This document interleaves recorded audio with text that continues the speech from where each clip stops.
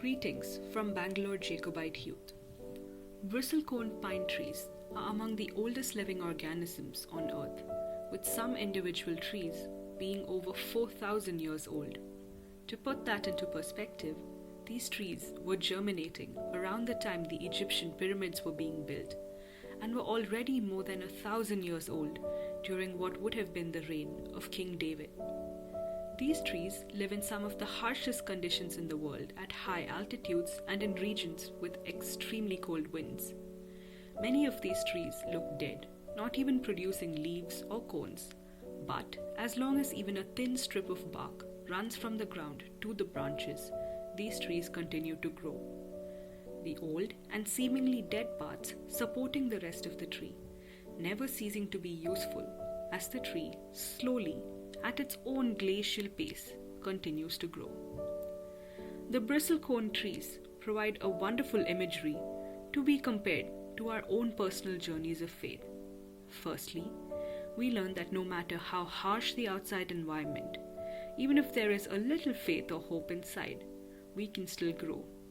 Let us take the example of Hagar, Abraham's concubine, as seen in chapter 21 of Genesis. When Abraham and Sarah conceive a child, Hagar and her young son are thrown out into the parching wilderness.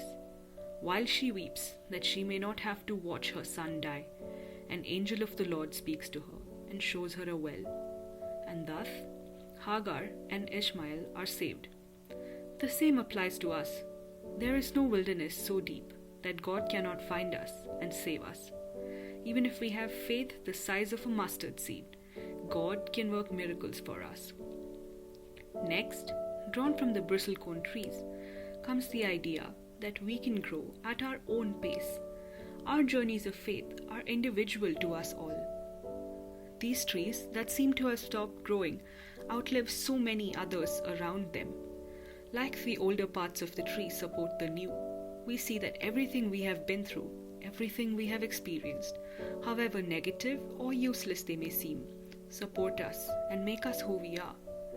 They strengthen the foundation of our faith, like the undying faith of Saint John the Baptist was only made stronger by his troubles at the hand of King Herod, as we see in the 4 books of Gospel.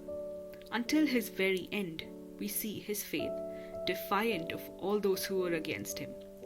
So must we aspire to be, bold and brave in our faith, but getting there through our own unique journeys, however long, harsh, or winding the path may be.